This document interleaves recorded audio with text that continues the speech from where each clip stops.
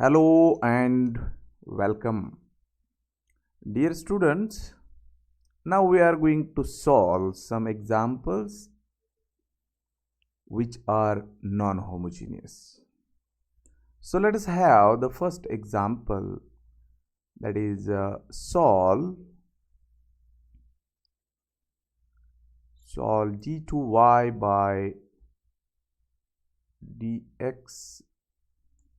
One second, it is not d2, it is d3y by dx cube plus y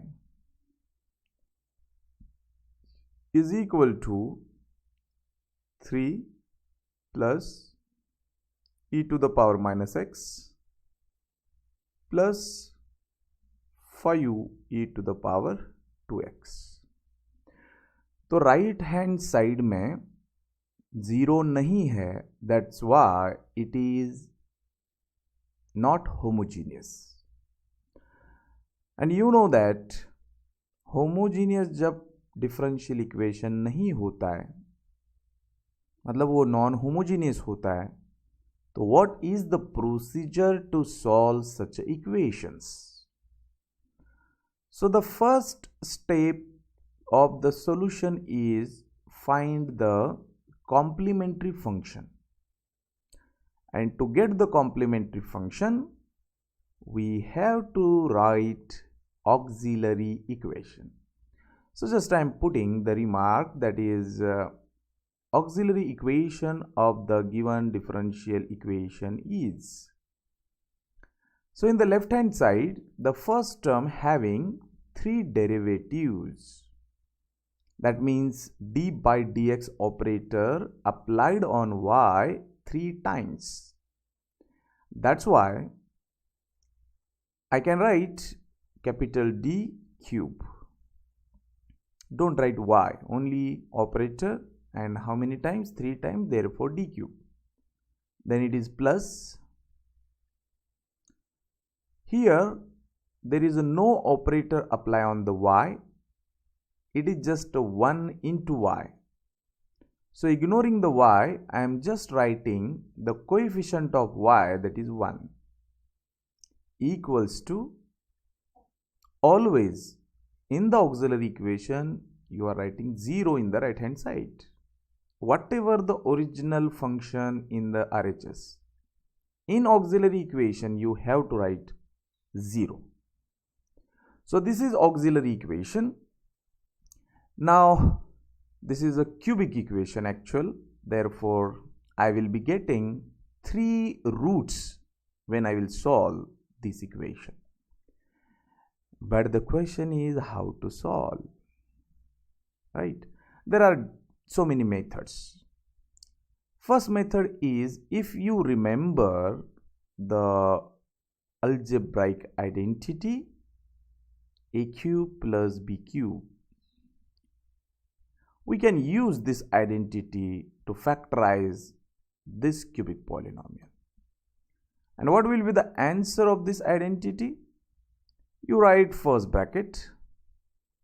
So this is the cube of a. So original base is a, you keep here, plus as it is. Second term is a cube of b. So the base of the second term you write here. Then into another bracket, take a square of first term, change the sign, यहाँ plus है तो यहाँ आप minus लेंगे, then multiply both the terms, and then finally always plus square of the second term. So this is the algebraic identity you have studied in your school level. So I can use here to solve this. So here 1 means 1 ka cube, therefore the first bracket containing here cube of d, therefore I am writing base, that is d, keeping plus as it is, cube of 1, therefore it is 1, into square of the first term, change the sign, multiplication of first term and second term, that is d, plus square of second term, that is 1, and it is equal to 0. Oh, now this is a multiplication of two brackets and it is equal to 0. What it means? It means that either first bracket is 0 or second bracket is equal to 0. Now the first bracket I can solve very easily. I'll get directly d is equal to what? Minus 1. Transfer this plus 1 to this side. But what about the second equation? Oh, this is a quadratic equation. And to solve the quadratic equation, we have so many methods. One is the factorization method. Another is we can use quadrature formula, that is minus b plus or minus under root b square minus 4ac upon 2a. Or you can use Babylonian method to solve this quadratic equation. But here, today I am very much excited to use the quadrature formula. So here coefficient of d square is nothing, means it is 1. So a is equal to 1. The coefficient of d is here minus 1, therefore b is equal to minus 1. And the constant term, that is 1. Once we got all the values of a, b, c from the quadratic equation, now I can use that formula. Here I want to find the value of d, therefore d is equal to, the formula is minus b plus or minus, keep remember this formula dear students, b square minus 4ac upon 2a. Now just putting the respective values of a, b, c. So where b is minus 1, therefore here minus b will become 1, minus minus become plus, then plus or minus under root b square means minus 1 ka square, that is 1, minus 4, a means 1, c means again 1, upon 2a is again 1. Alright. Now after some simplification, what I will get here, 1 plus or minus under root, oh what is this, 4 into 1 into 1, ये तो 4 हो गया, 1 minus 4 is minus 3 upon 2. Oh my god, वैसे तो real number system में negative का root निकलता नहीं है और नेगेटिव का रूट रियल नंबर में पॉसिबल नहीं है, इसलिए हम कॉम्प्लेक्स नंबर पढ़ते हैं। और यहाँ माइनस आ गया, ये माइनस 3 मीन्स माइनस 1 इंटू 3। तो माइनस 1 इंटू 3 का अगर आप रूट ले रहे हो तो माइनस 1 का स्क्वायर रूट लेना ज़रूरी है, एज वेल एज 3 का भी स्क्वायर रूट लेना ज़रूरी है। तो मैं यहाँ कंटिन्यू करता हूँ, तो आपका जो आंसर आएगा वो आएगा 1 प्लस और माइनस 3 का रूट हम लिख देते हैं, जो कि आएगा रूट 3, और माइनस 1 का रूट रहता है complex number, that is imaginary number I, and divided by 2. So here you are getting the value of d is equal to 1 plus root 3I upon 2. Upon 2 means 1 by 2 is equal to separate, and the another value of d is 1 by 2 minus root 3 by 2I. So I have got 3 values of d. One is minus 1 here, second is this complex number, and third one is this complex number.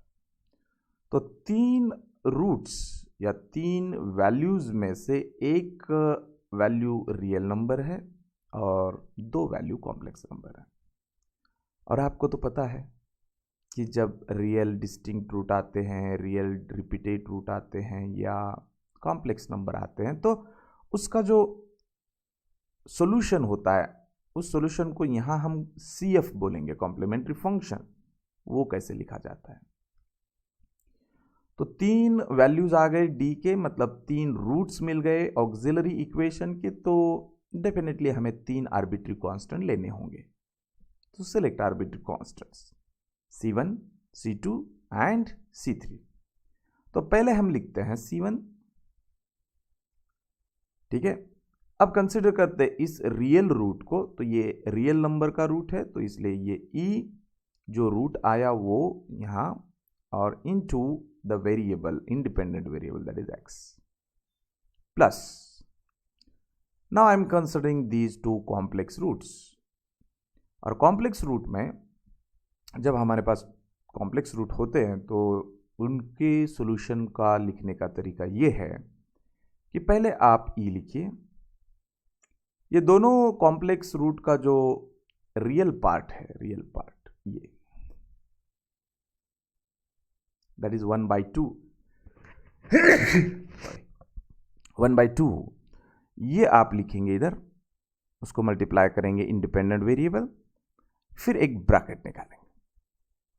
उसमें आपको अब 2 arbitrary constant को consider करना है। तो C1 तो आपने already लिया था, तो हम यहाँ लिखेंगे C2, यहाँ साइन या कॉस, व्हाटएवर जो भी आपको ठीक लगे, पहले लिखिए कॉस।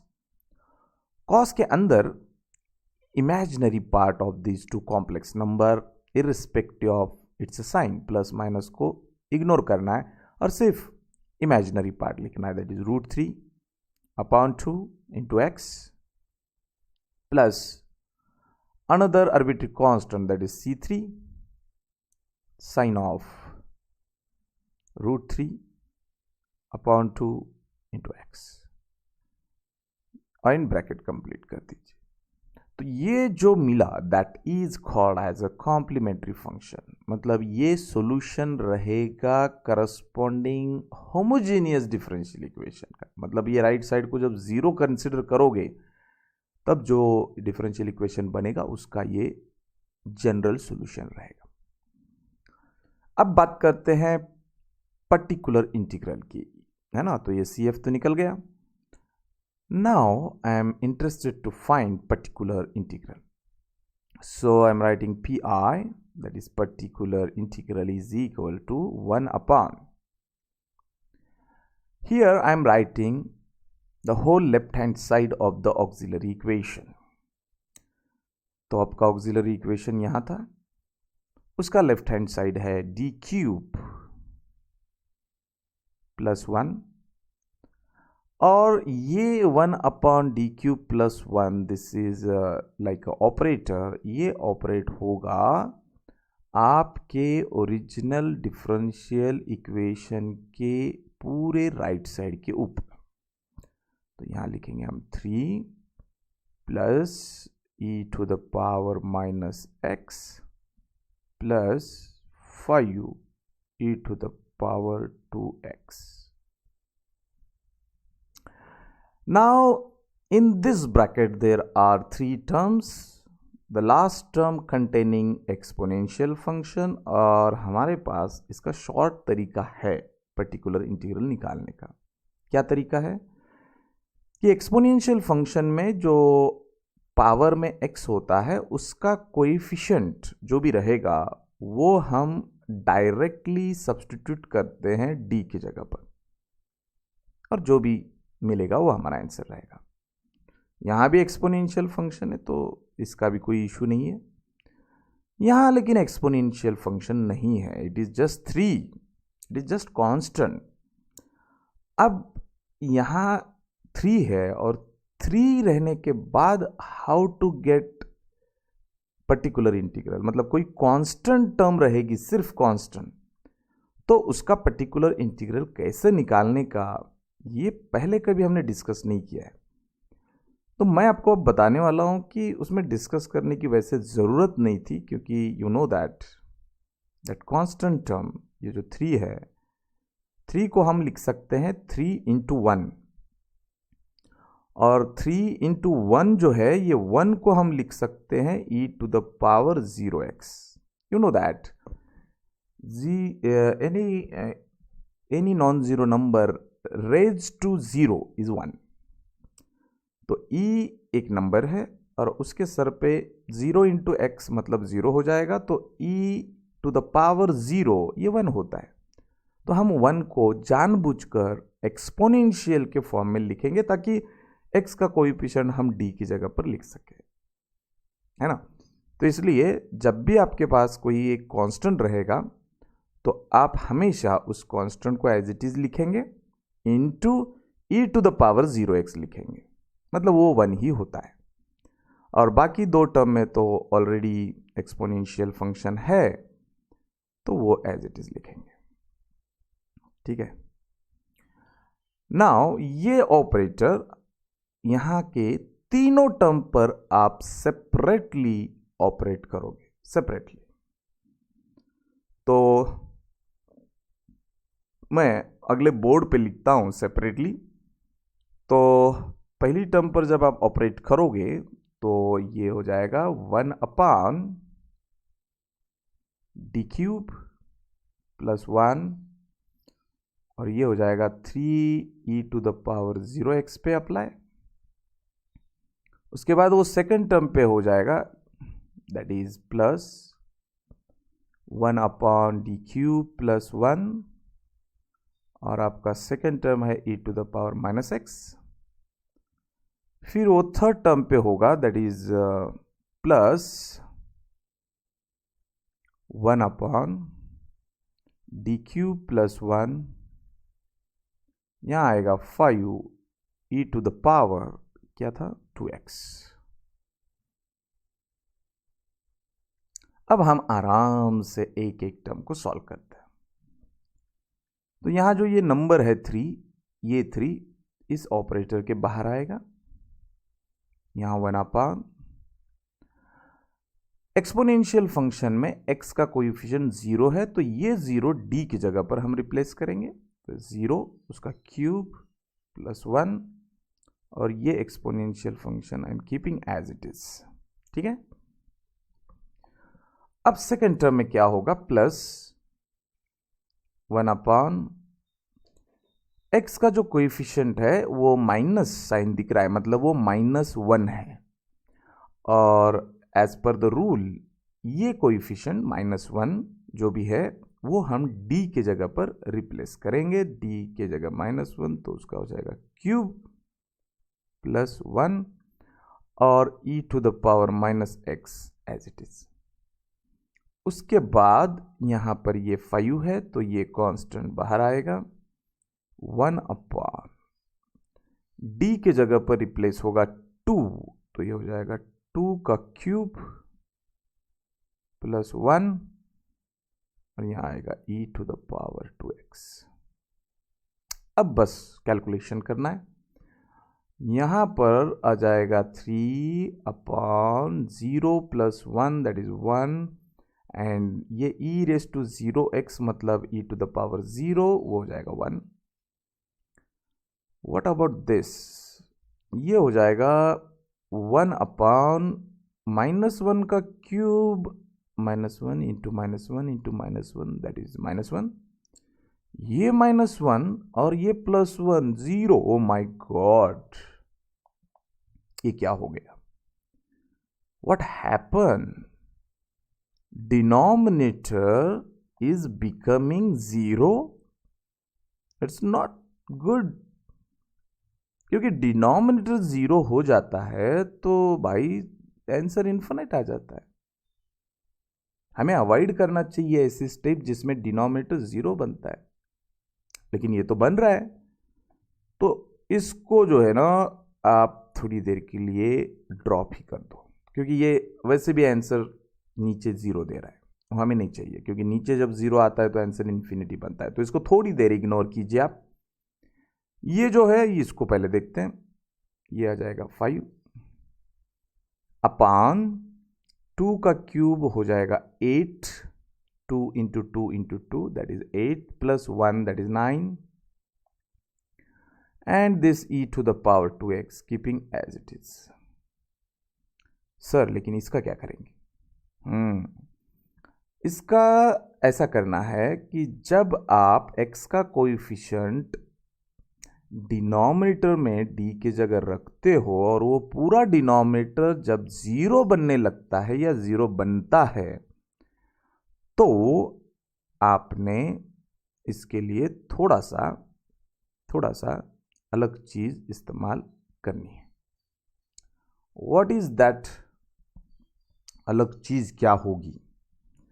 तो वो अलग चीज ये है कि जो आप डिवाइड कर रहे हो या नीचे 0 आ रहा है, तो देखिए 0 का जो प्रॉब्लम है वो इसकी वजह से है. मैं बताता हूँ आपको कि 1 नीचे था डी क्यूब प्लस 1 और उसके जो फैक्टर्स निकाले थे आपने, उसमें का एक फैक्टर ये था और दूसरा फैक्टर ये था. ठीक है, और यहां था e to the power -x. अब ये क्यों लिखा गया? क्योंकि जो ओरिजिनल डिनोमिनेटर था उसमें हम डायरेक्ट -1 पुटअप कर रहे तो 0 आ रहा है. 0 मुझे नहीं चाहिए, तो मैंने एक अटेम्प्ट किया कि चलो उस डिनोमिनेटर के फैक्टर्स लिख देते. अब मेरे पास 2 फैक्टर्स है. अब ये जो -1 है ये फर्स्ट फैक्टर में पुटअप करोगे आप, तो ये फर्स्ट फैक्टर 0 हो रहा है, मतलब यही कल्प्रिट है, इसी से हमें खतरा है. ये 0 हो रहा है. चलिए दूसरा फैक्टर क्या काम करता है, देखिए -1 रखेंगे यहां पर, तो -1 का स्क्वायर होगा +1 और ये -1 यहां रखोगे तो +1 मतलब 1 + 1 + 1 3 आएगा. मतलब सेकंड फैक्टर हमारा दोस्त है क्योंकि वो 0 नहीं दे रहा है -1 रखने के बाद. तो अच्छी बात है, सेकंड फैक्टर में जो 0 नहीं दे रहा है उसी में -1 रखकर उसका आंसर निकाल लेते हैं. तो वो आ जाएगा -1 का स्क्वायर +1, यहाँ -1 रखेंगे तो -1 तो 1 + 1 + 1 3. उसको पहले निकाल लीजिए. ये कल्प्रिट जो है जो 0 बन रहा है वो अभी भी अड़के बैठा है कि मैं 0 ही बनूंगा, तो उसको एज इट इज रखिए और ये यहाँ लिख दीजिए. मैं सिर्फ थर्ड टर्म लिख रहा हूँ, फर्स्ट टर्म सेकेंड टर्म तो एज इट इज रहेंगे. Equal to 3 + 5/9 e to the power 2x, ये एज इट इज रहेंगे. अब क्या होगा? अब ये तो अगेन 0 बन रहा है. तो डियर स्टूडेंट्स, आप एक बात हमेशा याद रखिए कि जब x का कोएफिशिएंट नीचे d की जगह पर हम रखते हैं और वो अगर 0 होता है तो आपने क्या करना है? आपने ये करना है कि ये एक लीनियर फैक्टर है, मतलब है ना, d + 1, इसका वो ब्रैकेट देंगे तो इसका पावर 1 हो जाएगा. तो जब भी ये 0 होता है तो आपने क्या करना है कि आपने देखिए एक बार 0 होता है तो आपने x लिखना है न्यूमरेटर के ऊपर हो, क्योंकि वो एक बार आया है तो ये जो पावर है वो 1 है, इसलिए आप 1 का क्या लेंगे? 1 का लेंगे इंटीग्रेशन, एंड 1 का इंटीग्रेशन आता है कितना? x. तो इसलिए आप वहां पर x ही लिखोगे. 0 आता है इसलिए. अब वो क्या होगा? वो हो जाएगा कुछ इस तरीके से, 1/3 तो आपने लिखा. अब ये जो 0 हो रहा है इसको आप टोटली हटा देंगे. ये एक पावर था इसलिए आप यहां पर लिखेंगे 1 का इंटीग्रेशन दैट इज x, और ये e to the power -x. ये पावर मैंने इसलिए देखने बोला आपको क्योंकि यहां अगर पावर 2 होता, मान लीजिए ऐसा होता, ये भी आपको बात समझना है, ये ऐसा होता तो क्या होता है? ये फिर अगेन 0 होगा लेकिन इसका पावर 2 है, तो इसका मतलब ये d + 1 1/d + 1 2 बार ऑपरेट हुआ है. तो पहली बार जब ऑपरेट होगा तो आपका x आएगा, और दूसरी बार जब ऑपरेट होगा तो इस x का इंटीग्रेशन आएगा, और x का इंटीग्रेशन क्या रहता है? x² 2. 3 बार आएगा तो फिर इसका अगेन इंटीग्रेशन होगा, ये बात को आपको याद रखना है। पावर मतलब उतनी बार ऑपरेटर अप्लाई होगा, और जितनी बार वो अप्लाई होगा, पहली बार अप्लाई होगा तो 1 का इंटीग्रेशन वो x आएगा, दूसरी बार अप्लाई होगा तो उस x का इंटीग्रेशन, तीसरी बात आएगा तो वो जो आया उसका अगेन इंटीग्रेशन। तो ये है आपका particular integral, that is P I. And therefore now finally complete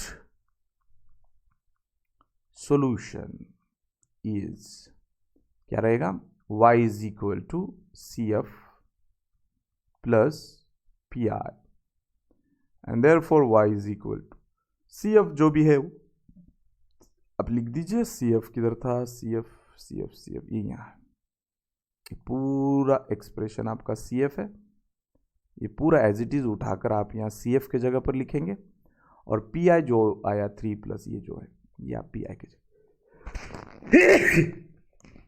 and you will get complete solution of the given differential equation. ठीक है, तो ये इस तरीके से होगा। अब आपको ये मेथड मान लीजिए थोड़ा सा, वैसे तो इजी है, बट आपको शायद आपकी डिमांड रहेगी कि सर नहीं, हमको है ना थोड़ा सा और दूसरी मेथड बताइए, तो we can discuss another method. तो देखिए, आपका जो ओरिजिनल डिफरेंशियल इक्वेशन था वो था D cube Y by D X cube plus Y is equal to 3 था, राइट, प्लस क्या था second term, e to the power minus x plus 5 e to the power 2x। जब आपका observation ये रहेगा कि राइट हैंड साइड में exponential functions है और हर एक का पावर अलग है, यहाँ पर माइनस एक्स है, यहाँ पर 2x है, तो आपका जो पी आई रहेगा, पी आई जिसको हम y बोलेंगे, वो कुछ इस तरीके से रहेगा। ये जो 3 है, 3 इंटू जो है e to the power 0x है, तो उसको हम 3 ही लिखेंगे, या आपकी मर्जी 3 लिखिए, e to the power 0x लिखिए 1 के जगह पर, और इसको एक कांस्टेंट मल्टीप्लाई कीजिए जो कि मुझे ढूंढ के निकालना है, तो फिलहाल मैं इसको बोलता हूँ a, प्लस इस एक्सपोनेंशियल फंक्शन का भी कोई कांस्टेंट रहेगा, वो रहेगा b e to the power minus x। ठीक है, और तीसरा जो रहेगा वो रहेगा plus c into 5 e to the power 2x। अगर आपको ये 5, 3, 1 को कंसिडर ही नहीं करना है, तो बेटर वे आपका ये रहेगा कि आप यहाँ 3 को हटाई दीजिए और a लिखिए। लेकिन मेरी ओपिनियन है कि नंबर जो दिख रहा है वो एज इट इज लिखिए आप, बस उसको एक एक्स्ट्रा कांस्टेंट से मल्टीप्लाई करना है। पहली टर्म को a से कीजिए, दूसरे को b से कीजिए, और तीसरे को c से कीजिए, बाकी सब एज इट इज। तो यही हमारा पर्टिकुलर इंटीग्रल रहेगा, और अब हमें इसमें सिर्फ a की, b की और c की वैल्यू ढूंढ के निकालना है। कैसे ढूंढ के निकालेंगे, तो इस y को हम उठाकर लेफ्ट हैंड साइड में लिखेंगे। अब लेफ्ट हैंड साइड में 2 टर्म है, उसमें सेकंड टर्म तो ओरिजिनल y है, तो ये एज इट इज आएगा, और फर्स्ट टर्म में इनका 3 बार डेरिवेटिव लिया जाएगा, राइट। तो देखिए, ये कांस्टेंट और ये ऑलरेडी 1 है, मतलब वो भी तो कांस्टेंट है, तो पहली टर्म कांस्टेंट है, तो उसका फर्स्ट डेरिवेटिव 0, सेकंड डेरिवेटिव 0, और थर्ड डेरिवेटिव भी 0, ये 0 हो गया, प्लस इसका 3 बार डेरिवेटिव लेना है। ये कैलकुलेट कर रहा हूं मैं फर्स्ट टर्म। तो यहां पर फर्स्ट डेरिवेटिव जब हम लेंगे तो ये माइनस एक्स का डेरिवेटिव मल्टीप्लाई होगा, मतलब फर्स्ट डेरिवेटिव में -1 आएगा, सेकंड डेरिवेटिव में -1 2 बार आएगा, थर्ड डेरिवेटिव में -1 3 बार आएगा। तो 3 बार माइनस का मल्टीप्लिकेशन माइनस होता है, तो ये आपको मिलेगा -b e to the power -x। Now यहां पर जब हम फर्स्ट डेरिवेटिव लेंगे तो 2 मल्टीप्लाई होगा, 2 बार डेरिवेटिव लेंगे तो 2 2 मल्टीप्लाई होंगे, और 3 बार लेंगे तो 2 2 2 3 बार मल्टीप्लाई होगा, एंड 2 का क्यूब होता है 8, और वो 8 और ये 5 हो गया 40, see keeping as it is e to the power 2x। तो ये बन गया आपका answer of the first term, plus उसमें y ऐड करना है, y तो आपका ओरिजिनल है, that is 3a, e to the power 0x लिखने की जरूरत नहीं है, आपको पता है ये 1 होता है, plus b e to the power -x, and the final is 5c e to the power 2x, and it is equal to, your right hand side is 3 plus e to the power -x plus 5 e to the power 2x. Now what I am doing, यहाँ की जो term है जिसमें e to the power -x है और यहाँ एक term है, ये दोनों को हम एक साथ लेते हैं। पहले तो कांस्टेंट टर्म लिखते हैं, कांस्टेंट टर्म है 3a, ओके, प्लस इसका कोएफिशिएंट है -b, यहाँ आएगा, इसका कोएफिशिएंट है +b, वो यहाँ आएगा, और इसमें से कॉमन निकलेगा e to the power -x, alright, then यहाँ हो जाएगा 40c, और यहाँ 5c, और यहाँ निकलेगा e to the power 2x common, is equal to 3 plus e to the power -x plus 5 times e to the power 2x. Now right hand side में 3 terms है, लेफ्ट हैंड साइड में 3 terms है, तो हम equate करेंगे terms को, तो ये कांस्टेंट टर्म इस कांस्टेंट के साथ इक्वेट होगी, तो हमें मिलेगा 3a इक्वल टू ये 3, after simplification I will get a is equal to 3 3 cancel होगा, मिलेगा 1। Very nice. ये क्या हो गया, यहां -b + b हो रहा है 0, तो यहां का कोएफिशिएंट 0 हो रहा है, यहां का कोएफिशिएंट 1 है, तो 1 और 0 इक्वल हो रहा है। अरे ये तो नहीं चलेगा, ये तो गड़बड़ हो गया, 1 और 0 इक्वल कैसे होगा, तो इसका मतलब इसमें गड़बड़ है, और वो गड़बड़ क्या है, क्यों है, ये हम चेक करेंगे। वो इसलिए होगा कि वो डिनोमिनेटर 0 होता है, और आपको पता है कि जब भी डिनोमिनेटर 0 होगा you have to write 1x extra, तो इसलिए यहाँ पर जो है b की वैल्यू जो है वो हम लेंगे एक x, ठीक है, तो यहाँ पर 0 हो रहा है तो b की वैल्यू ली जाएगी x, so b is equal to how much, x, is it okay और एनीथिंग, लेकिन आपका एक्चुअली b x/3 आया था, ओके, तो एक काम करते हैं, उसको छोड़ देते हैं, उसको बाद में देखते हैं क्योंकि वो 0 हो रहा है, इसको निकालते हैं, that is 40c, oh sorry 40 + 5c, that is 45c is equal to, यहाँ का कोएफिशिएंट है 5, तो देखिए यहाँ c की वैल्यू जो है वो मिल जाएगी आपको 5/45, दैट इज 1/9, ये c की वैल्यू मिल गई। तो दो तो वैल्यू मिल गए, a = 1 and c = 1/9। Now the question remaining, that is what about b, तो उसको हम 0 हो रहा है इसलिए स्पेशल केस में कंसिडर करेंगे और उसको बाद में लिखेंगे, ऑलराइट। अब वो क्या लिखेंगे वो तो अब मुझे भी पता नहीं कि how to write that, but we will find definitely.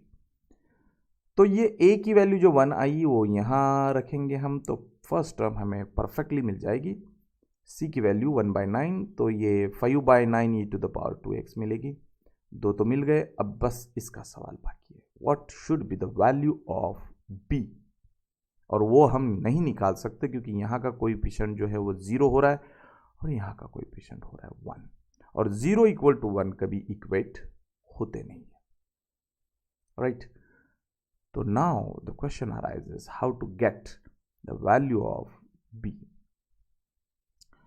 तो देखिए जब भी ऐसा होगा कि यहाँ का कोएफिशिएंट 1 है और यहाँ का कोएफिशिएंट 0 है और आपको इसका आंसर निकालना है, तो आपको इस b की वैल्यू निकालने के लिए सेपरेटली सिर्फ e to the power -x का pi निकालना पड़ेगा, दूसरा कोई ऑप्शन नहीं है, that is 1/, that is D cube plus 1 और डी क्यूब प्लस 1 के फैक्टर्स ये रहेंगे, राइट।